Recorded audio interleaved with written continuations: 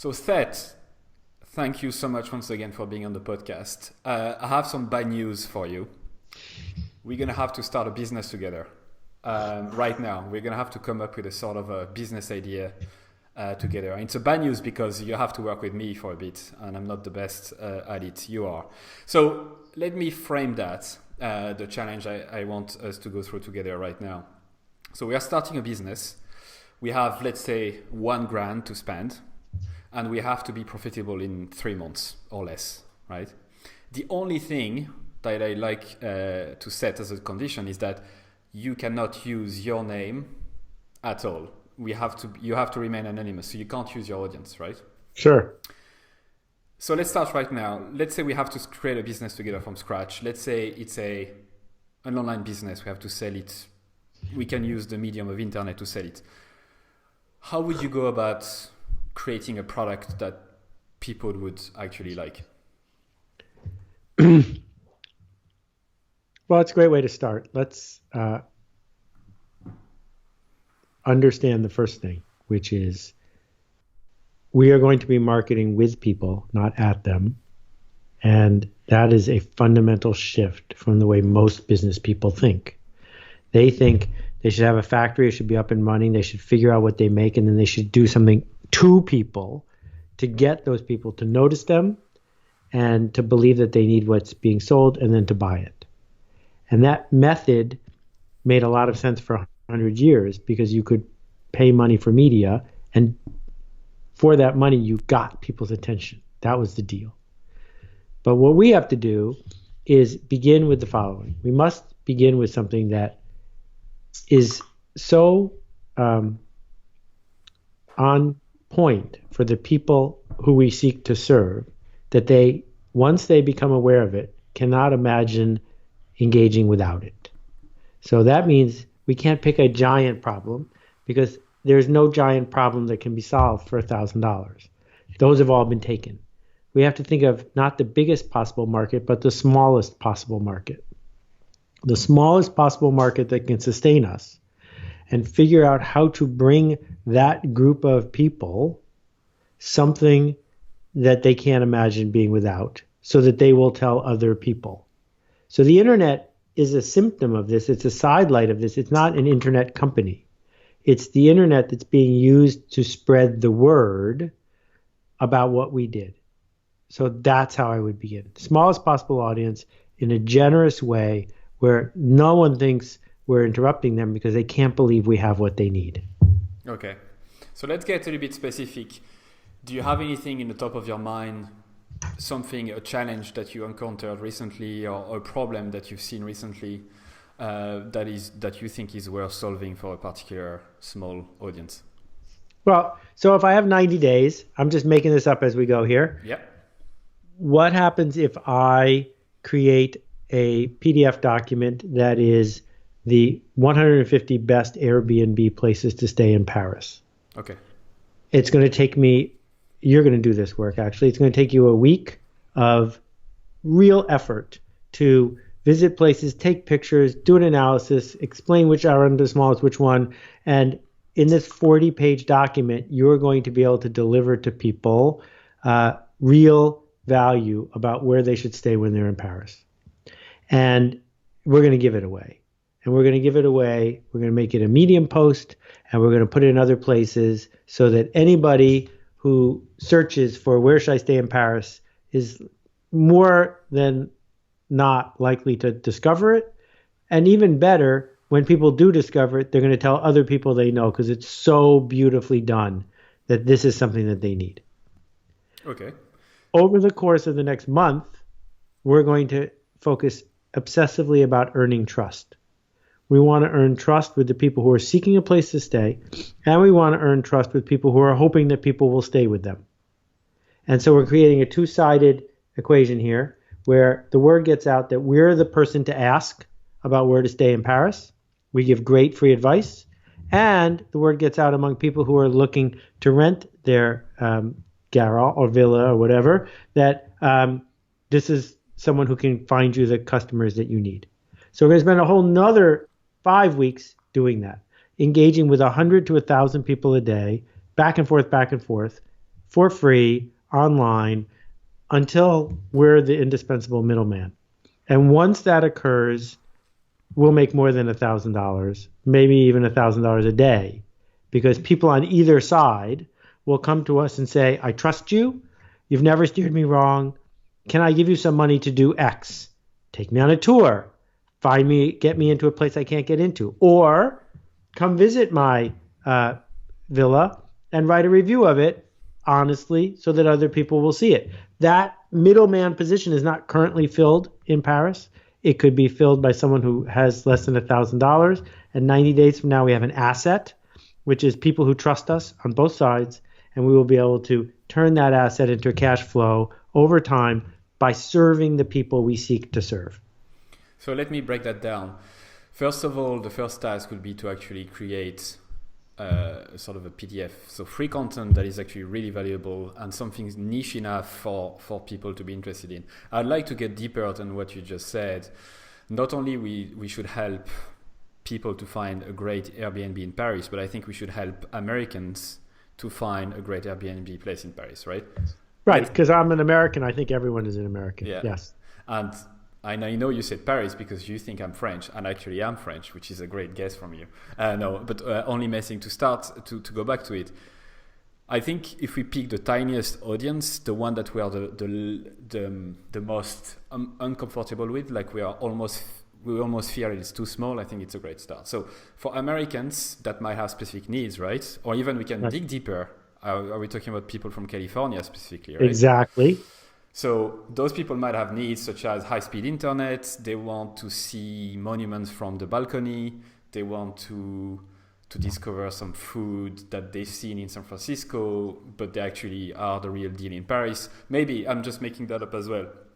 But by niching down that much, we're able to exactly understand their problems. We create this big list that you make me do, and you pay me to do that, which is great. And so we have that, we publish that. Because you're anonymous, we can't use your name. How would we go about promoting it, this first piece of content? So I wrote a blog post a bunch of years ago called First 10, and it's still one of my most important posts. And what I say is, everyone knows 10 people. And if you don't know 10 people, you have to start over. If you know 10 people, you give this thing to them. If they tell other people, it's good. If they don't tell other people, you need to make something better. And so you don't have to put my name on it, and we only need 10 people. We only need 10 people in this hyper-targeted market. And I'm not sure I'd pick California. Maybe I'd say people with kids between 3 and 7 years old, right? Because they know lots of other people who have kids between 3 and 7 years old. That what we're seeking to do, another one that's very similar is we all know the documentary Jiro Dreams of Sushi that became a sensation, and now the waiting list to get in to have dinner with Jiro is enormous. Well, I could imagine a business that does nothing but act as a concierge for people who want to eat dinner at Jiro's. That's the entire business. That's super targeted. But the fact is, if you know one person who knows Ed Levine at Serious Eats, Ed Levine will write about what you just did because it's so hyper-targeted and aligns with his audience of people. So I picked something that I thought we could do in 90 days, but you know what? It might take 200 days, and that's okay because you can do a bunch of them. My point is, the marketers that are disliked by humans are disliked because they have non-remarkable products that cause them to act like selfish jerks. So if you begin by asserting that you need something that is remarkable to a unique group of people, you're 80% of the way there. Right. So we create this very good content. I might have to update it a few times until I know that those 10 people I shared it to actually really love it so much that they are willing to share it for free. So those are the first two steps. And then how do we get into this middleman position where people will start to ask us for advice? Well, so what happens is what we want in a low trust world is someone to trust. And our problem is not piracy. Our problem is obscurity. And the record industry spent way too long fighting piracy. Piracy is awareness. Piracy leads to attention. Attention leads to trust. So if over time you are able to become trusted, then people who want something extra will reach out to you. And they will reach out to you because my pseudonym, right, Jacques Godin, is right there at the bottom with my email address, and I answer all my email. And most of the time, if I can engage with someone for 3 minutes, it's free. But if you want me to get on a plane, or you want me to cross the street, or you want me to do something special for you, then let's agree to charge for it because it's worth it. All right, so I'm going to call you Jacques for the next few minutes, if that's okay. So Jacques, you will... Oui. You will... So what you expect from this piece of content is that it's so valuable, it's so insightful, it's so targeted, it's so good that people will tend to want to contact you to ask you more questions, to dig into the problems a little bit more. Correct. And by answering them, by being kind, by being helpful, you hope that they will trust you in return and therefore trust you enough to perhaps pay for something slightly bigger than what they got from the free content. Yeah, and I just so we can get out of the consumer mindset, I was looking at learning management software the other day. This is like Blackboard, but the next generation that you can run a course on. Turns out there's 40 products in the space, and it's really complicated. If I had a week, I could write a special report about the advantages of each one. If I wrote a report on the advantages of each one with no help from Seth Godin, I, Jacques Godin, would easily be the number one SEO match for which LMS software should I buy. And once you're in that position, again, the number of companies where it's not their money who would call you up and say, look, my boss wants me to buy one of these. I don't know which one. How much is your consulting fee? Well, I actually charge $1,000 an hour. So that means that after 1 hour's worth of work, I broke even, which is what you said my job was. You might not be able to charge 1,000 an hour if you're just Jacques Godin, people don't know you. No, they do know me. They trust me because I wrote the definitive 40 pieces of software I'm just giving people an abundance of confidence by creating an abundance of value, and all I'm asking in return is to be trusted. Fantastic. Okay, so to summarize, we create a very good piece of content, so good that in return people start to trust us, contact us. We start to charge for problems that are adjacent to the problem we solve. And should we invest in ads? Let's say we need to scale this business. Let's say that a few people have contacted us, we made some money. What would you do next? Where would you invest the money?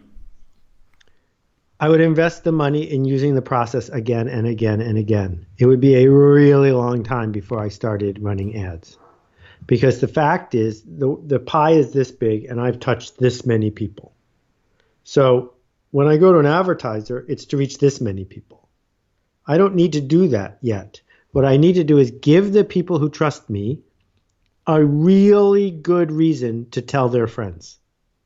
So if you think about how you heard about Facebook or Twitter, you didn't hear about it from advertising. You heard about it from people who benefited if you started using it too, right? So that if you can start creating cycles where it's in their interest, not because you're bribing them, but in their interest to tell other people, they will. So here's an example. So when I published this book, I put it in a milk carton. And only 5,000 people got it at the beginning. And I made no money, zero. I broke even. But if you got this and you read it, you decided that your job would be better if other people you worked with understood what the hell you were talking about. And so people put this on their desk. Because if it's on your desk, someone comes in and says, what's that? And you have a conversation about it. So that's got it. If you didn't say you wanted scale when you gave me the assignment, but if you want scale, you got to pick a solution that works better if my friends are doing it too. And one of my favorite examples is Alcoholics Anonymous. They're not anonymous. In fact, the first rule of Alcoholics Anonymous is tell other people about AA. Because AA will work better if your friends aren't drunks, but if instead they're like you in recovery. That will make it better for you. And so that's how it spread to millions and millions of people. Well, fantastic. I think that's a great start for the episode. It's going to give a lot of people some ideas on where to start. Just to mention to the listeners who are not necessarily watching the video, you mentioned your book, The Purple Cow. Oh, I forgot all about the fact that we were only on audio. Yes, my book, Purple Cow, came in a milk carton. And I also want to say, since we're shifting gears, that's the most innovative, energizing way anyone has ever started a podcast with me. Good for you. Thanks. I'm definitely not going to edit that out. But let's go back a little bit to you. And I've listened to a lot of things from you. I've read your books, and I'm not going to repeat what a lot of people will be saying. I'm just curious about the type of kid you were. Were you very curious? Were you questioning your teachers to the point where you were annoying them? What type of kid were you? Before I answer the question, I have to put a disclaimer here, which is that question is often asked by people who aren't you as a way of letting themselves off the hook. Because if we are different than the person who has done that other stuff, then it's not our fault because we weren't born that way. So I've studied a lot of people who have done creative work and who are artistic and have made change happen. And the only thing we have in common is that we have nothing in common. So tall and short, rich and not rich, grew up with great parents, grew up with no parents, all across the spectrum. Jeff Bezos, loving family, took him in, but Jeff Bezos did not grow up in the same kind of nuclear household that I did, right? So which is it? Which one do you want? And I'm not in his league in many, many areas, but I'm just using that as an example of someone I've talked to. The point is, I was super obnoxious as a high school student. Teachers rolled their eyes when they saw me. My high school teacher wrote in my yearbook that I was never going to amount to anything, and on and on and on. But I don't think that is a requirement to be somebody who learns to look at the world differently. I just think it happened to be true in my case. Fair enough. I wasn't asking that to know whether people like you are more likely to succeed. I'm genuinely interested in the past, because that's usually the best prediction of the future and how people are. So let's go back to marketing a little bit more, because that's what I want to spend the most time speaking about. You touched on it at the start, but why do you think marketers have such a bad reputation in general?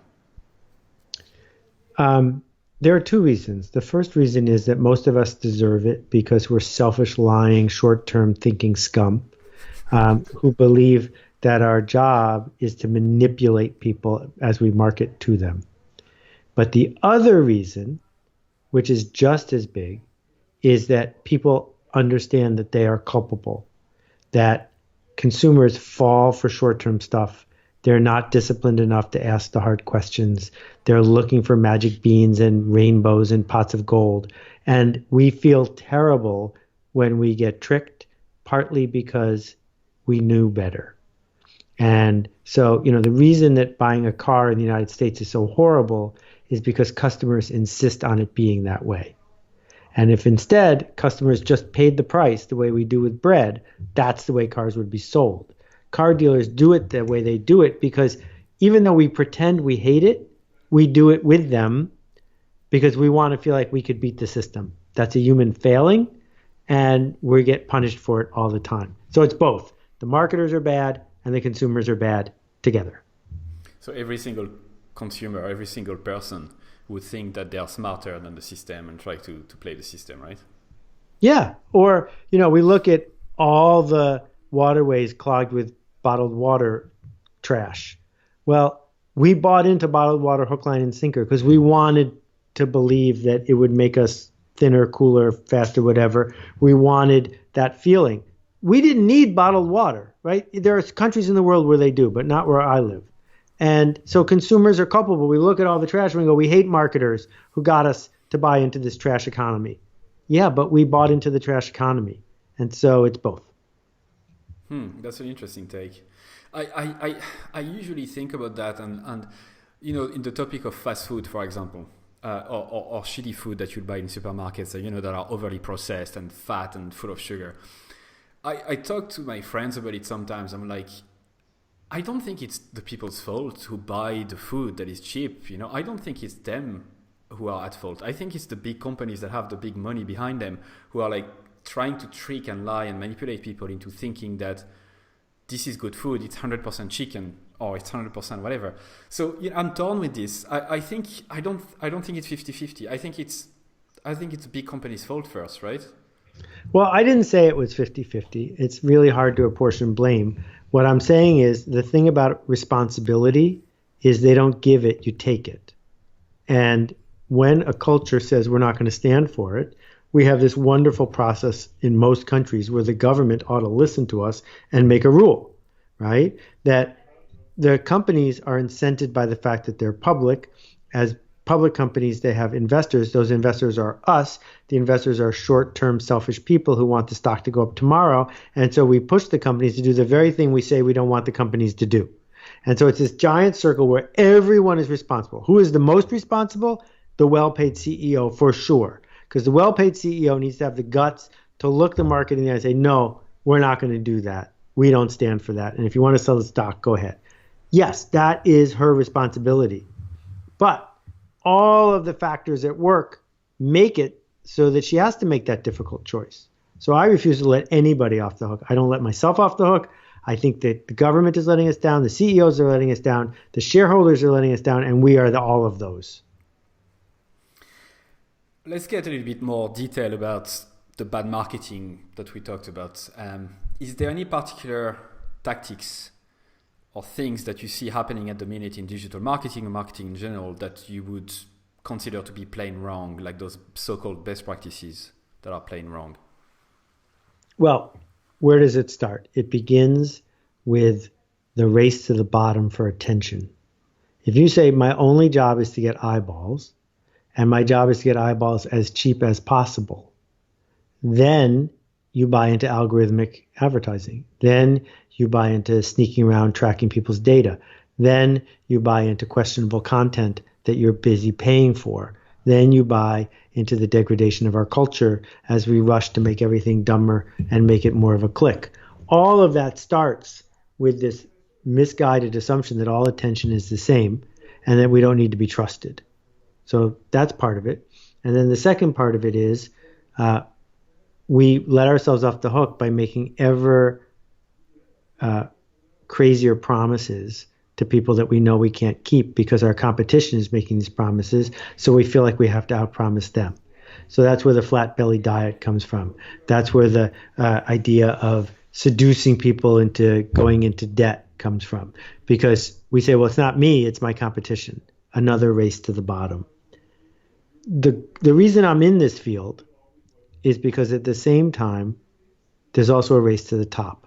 And it turns out that if you go on the race to the top, you can win more reliably. It's just harder.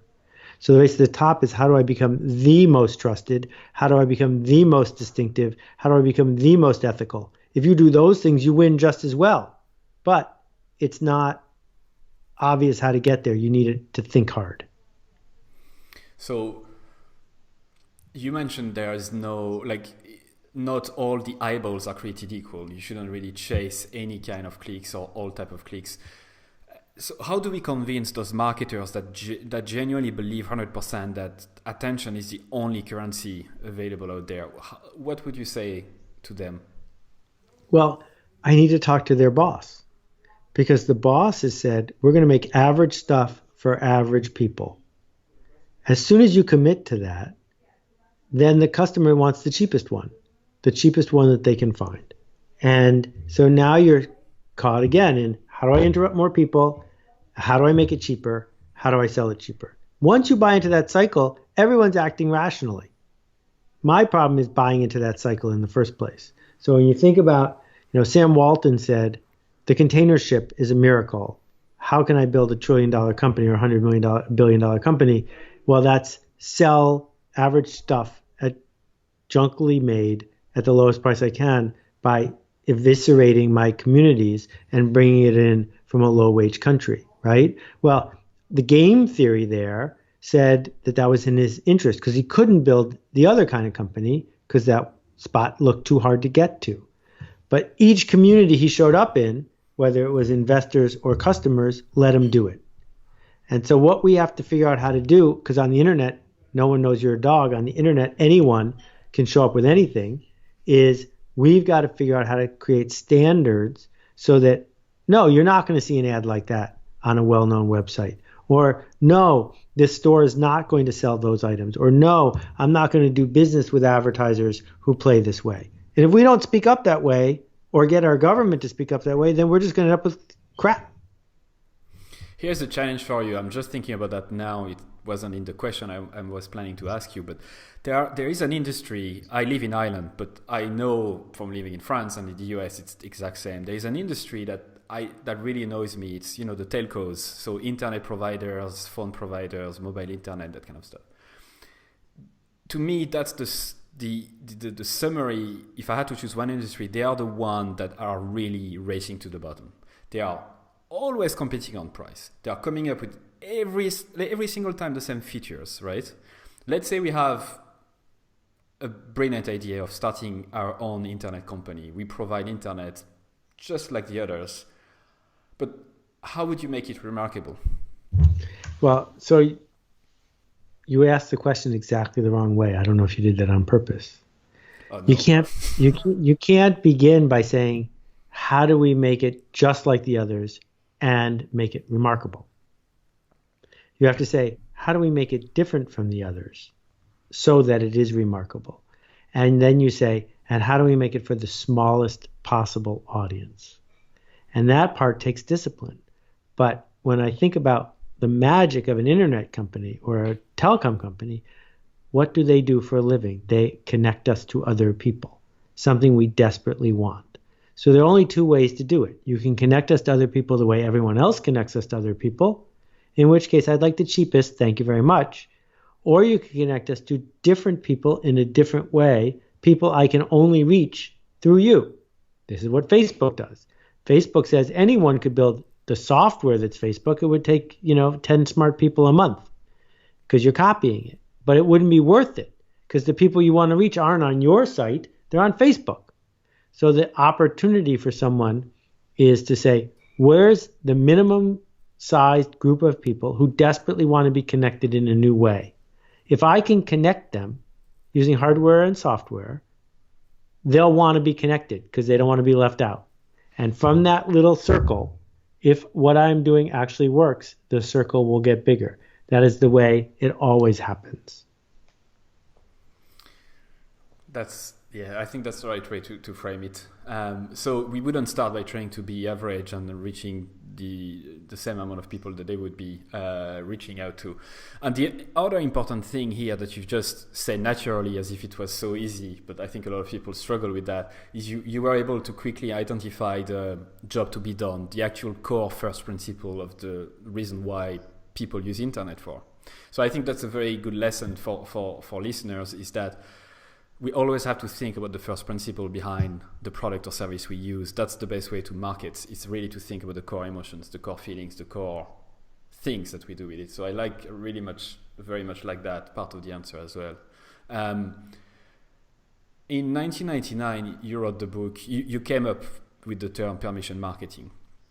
And since then, a lot of other companies and people have used the term or changed it slightly from permission marketing to inbound marketing, but basically the same concept, right? So you're pretty good at spotting trends before anybody else. Do you have any methodology behind it? Do you have any way to find things before they seem to be mainstream? Well, since it's my main claim to fame, I'll let you know that I started doing it in 1990. And I named it in 96. Okay. So it was thrilling and I was early. So one of the things I would say to people is you really don't need to invent any of these trends. You just have to be a little earlier than everyone else. And the way you can do that is by listening for the crazy people, because the crazy people are always going to talk about it before you will. So in the case of the internet, Kevin Kelly, a proud, crazy person like me, wrote a book in which he outlined all of it, the whole thing. And it's called, where is it? You can find it on kk.org. But he just wrote it. He was the founding editor of Wired. I think he wrote it after I did permission marketing, so probably 97. And if you read it, there it was, all laid out. And what people did was they looked at it and they said, I can't see it. And the reason they couldn't see it is they were reading it the way they would read Time magazine. Tell me something I already know. But the trick is to get yourself into a mindset where you can say, I'm reading this, tell me something I don't know. And when you come across something you don't know, you're going to have to change your mind. Because right now your mind is made up that you know what's important, that you know what's working. If someone says something new, you have to change your mind. And it begins with, oh, I didn't know that. That's important. I knew something. I didn't know something that was important, and now I do. Then you act as if, well, what would this mean? And what would this mean? And what would this mean? How do I take it all the way in one direction? And if it feels like there's something there, then you can start talking about it like a normal person, and maybe other people will want to hear you talk about it. And how would you identify crazy people? Well, I think what we're trying to do is live in the gray, in the zone between black and white, in the zone between wrong and right, proven and unproven, in the zone of possibility. That what we do is live in that zone, and so we're wrong a lot. That's why people think we're crazy. Wrong a lot. And if you realize that being wrong is really cheap if you do it right, then you can live there for a long time because it's cheap to be wrong. And people don't remember all the times I was wrong. They just remember the 6 times I was right. When was the last time you were wrong? Well, there's a reason I don't have any money in the stock market, because every time I put money in the stock market, I am wrong. But the biggest one that I talk about was when I was sure that the World Wide Web was a fraud and was never going to work. And that cost me a couple $2 billion. So that was an expensive time to be wrong. But I still got to keep playing the game. So your core advice here will be to try to identify people who seem to be wrong quite a lot. But at least I think if they are wrong, they are taking risk, right? Yep. And so I would say the core advice, I'm not trying to reword what you said, I'm just trying to simplify it so that I understand it as well. Sure, no, you're doing great. It's trying to find people who take risk quite a lot, who say stuff as they are, who try to, who write quite a lot, who probably, or record videos on YouTube quite a lot. So probably people who would produce a lot of content, right? As the term is being used quite a lot. So people who take a lot of risk in that aspect. Well, let me just interrupt for a second. I don't think it has to be volume. So Eric Raymond wrote a book called The Cathedral and the Bazaar, and it described all crowdfunding, all crowdsourcing, Wikipedia, Linux, all of it. And this was 20 something years ago. I don't think he's ever written anything else. So it's not necessarily that it's a lot, it's that other people who are crazy are referring to it. That's sufficient. Okay, that makes a lot of sense. One thing that I've noticed, I'm a marketer myself, I know a lot of marketers, and there's one common challenge amongst marketers, and it's that very well, this challenge very well. People seem to be completely overwhelmed with all the options out there, all the channels, the tactics available. So there's growth hacking, there's Facebook and the bots coming, there's so many things I can think of right now that would really make me crazy if I had to think about it every day. So what's your advice for people and marketers in particular who are getting lost in the sea of all the things? Right. Marketers in 1966 only had to buy TV and they were done, right? The TV was the magic bullet. So we grew up believing that there was a magic bullet. There isn't one. What I would say is, number one, the asset you're building is trust, connection, direct connection with the end user. Whatever method you want is fine as long as it leads to a direct connection with the end user. And number two is, being in a lot of places is not nearly as important as being in a place well. So I'm not on Facebook. I'm not on Twitter. It's fine that you just pick something. It doesn't matter if you pick the perfect one. You just pick something. And by picking it, by choosing it, by saying I'm a podcaster, not a blogger, by saying I speak at conferences, but you can't find me online. Pick your thing. own it, build your asset there in a way that others don't have the resolute force of will to sustain.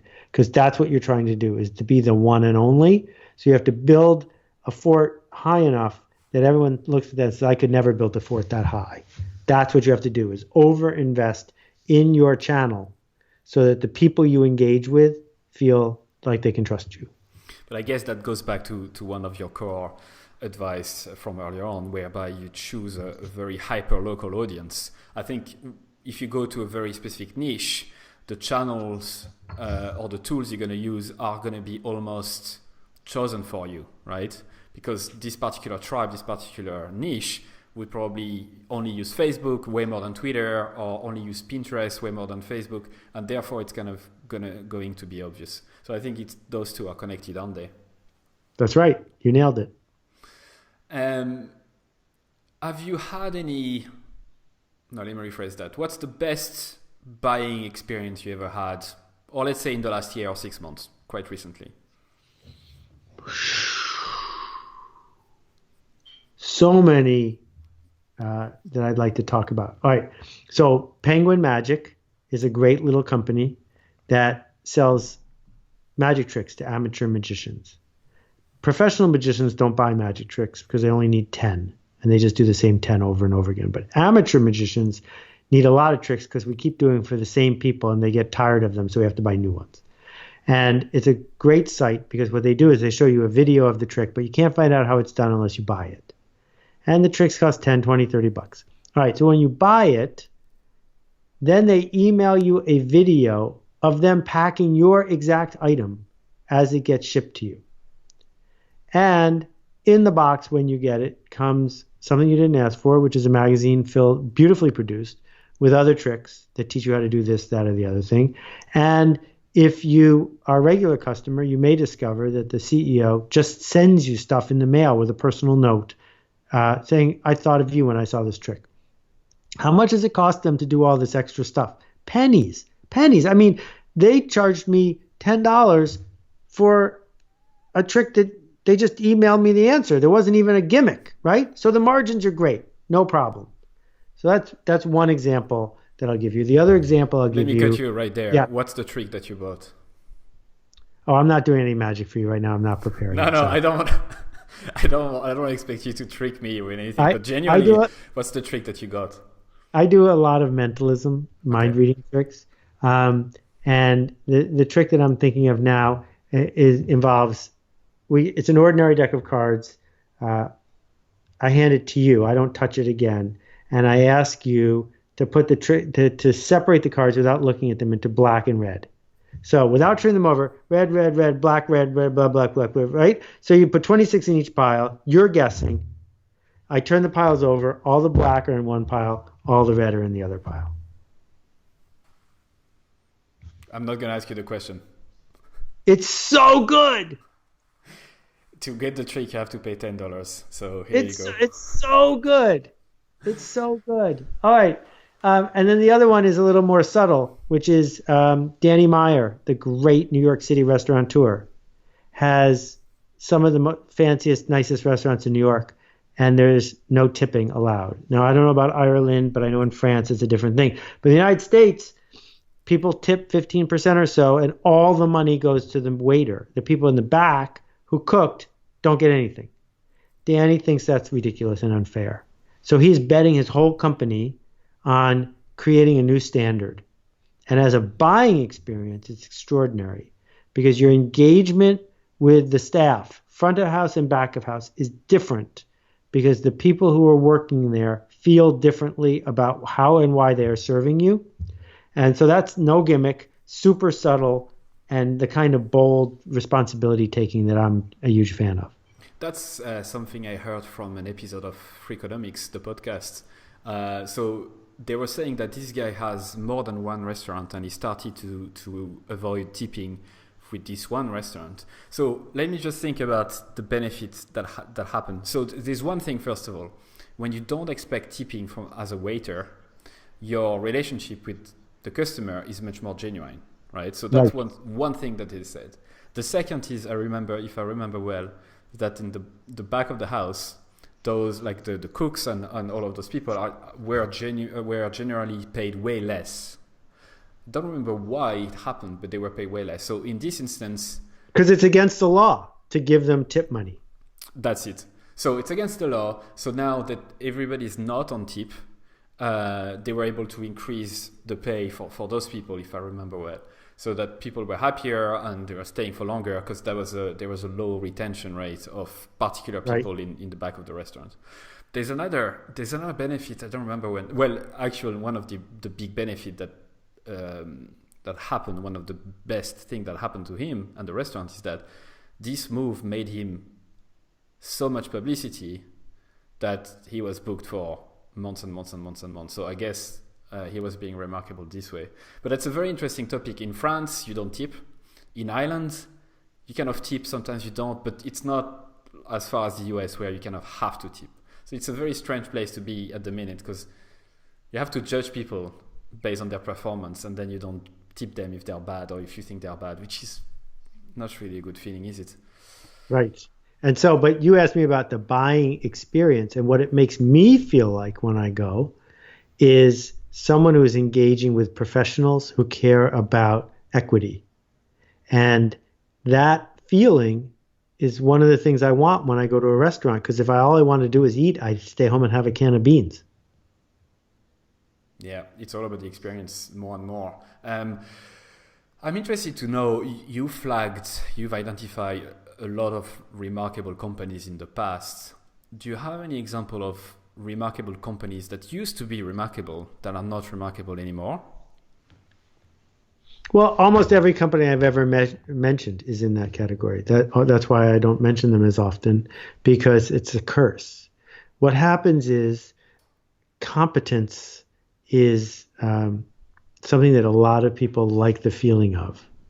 And as an organization gets bigger, the people they hire tend to be people who want to feel competent. That you join a 500-person company not because you want to be a egg-throwing pioneer, but because you want to do a, quote, good job, unquote. So what happens is when you get after 100 or 200 or 400 people and you're good at something, you want to stay good at it. Well, eventually you start defending your old win, even though the outside world has raised the bar, you're afraid to.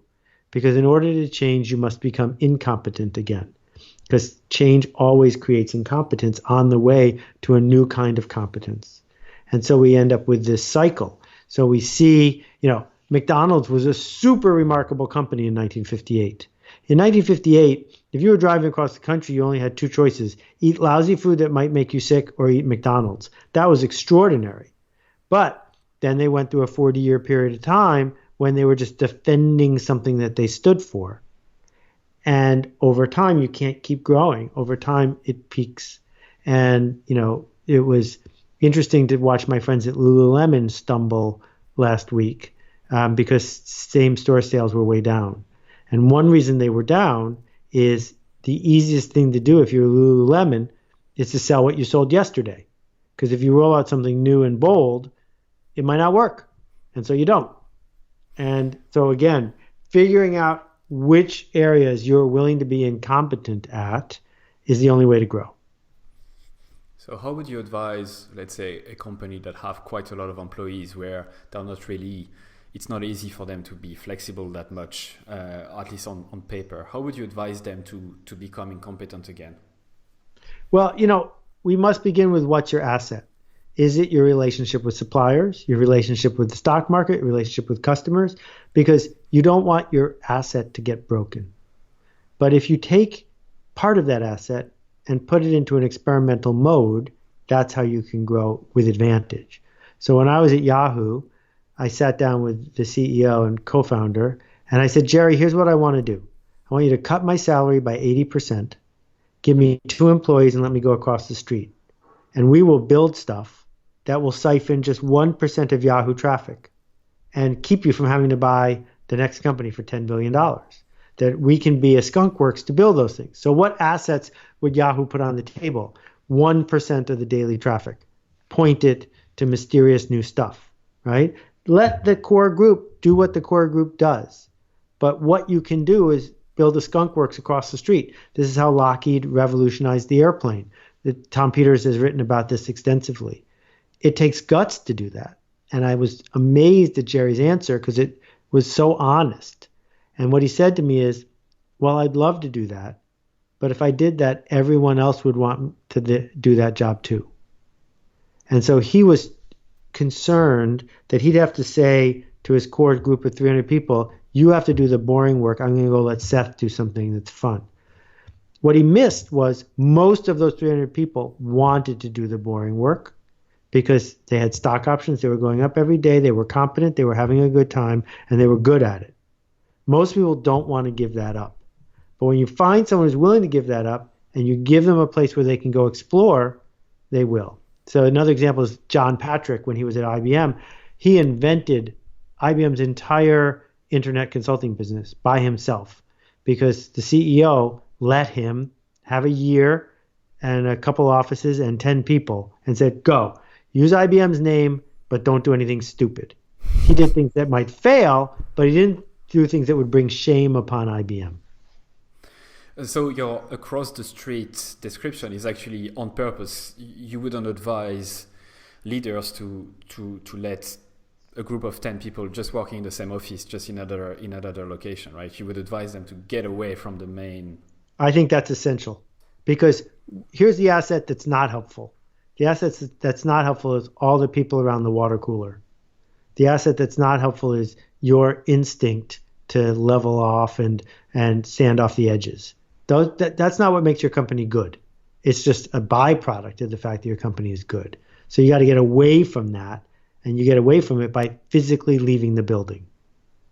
So as a leader, you need to identify people who are willing to take risks, who are genuinely outliers, people who like to take matters in their own hands, and usually you will have a lot more people who are willing to stay in their comfort zone and be comfortable there, and that's perfectly fine as well. Obviously, as a big company, you kind of have to keep running the show and make sure everything runs smoothly. So I really like that. I think that's a really good take on innovation.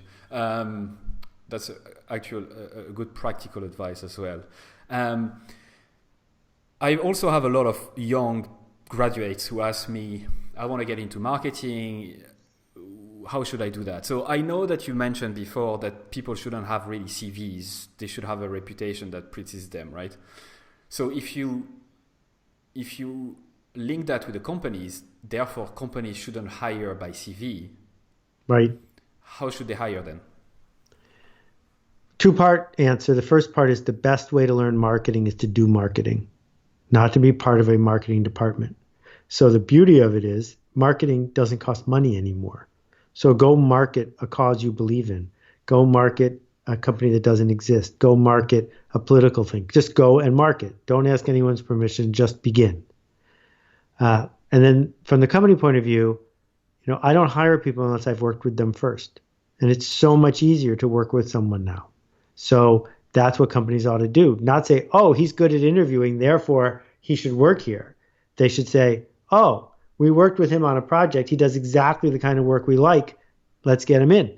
And the ability to be in the world doing this work and being seen, right? Don't show me your resume, show me your work. And in our field, that's easier than almost any other one. That's, let's say somebody is lost or she's lost in the causes that she cares about or the things that she likes. How would you advise briefly somebody to pick something that she should work on for a while? By lost, you mean they're too caught up? They're just there's so much noise, they don't really know whether they need to work for a charity or, they... Yeah, so it doesn't matter. Make a spinner and spin the wheel. Do a thing, So my first jobs as a marketer were building a ski club in Buffalo, New York, and marketing it to high school students. Then, for my dad, writing copy for his ski binding division of the company he worked for. Then starting a coffee shop and travel agency and ticket bureau in college. And then marketing computer games for 6-year-olds. They don't have anything in common, right? So begin. And that's the secret. that people who are marketers because they know the difference between things that might work and things that don't. And the only way to learn that is to do marketing. So just go and do it. What do you think marketers should learn today that will help them in the next 10 years, 20 years, 50 years? Humility and empathy. What are the top 3 resources that you would recommend marketers and digital marketers in particular to read or to discover or to digest? Well, I've written 18 books for you, so I would definitely start there. I would read some of the classics of marketing that are now being ignored. David Ogilvy, the book Scientific Advertising. I would read Steve Pressfield and the War of Art. I would definitely read The Art of Possibility by Ben and Roz Zander. These are books about humility and empathy, not books about algorithmic advertising. Seth, you've been absolutely amazing. Before I let you go, anything you'd like to add? Anything you'd like to say to the listeners? Well, I would just like to remind them that the thing you're doing right now is not easy. It's time consuming. It takes a long time. And I hope they appreciate it and you. So I'm glad you're doing this work. Thanks, Seth. It means a lot. Au revoir. Au revoir.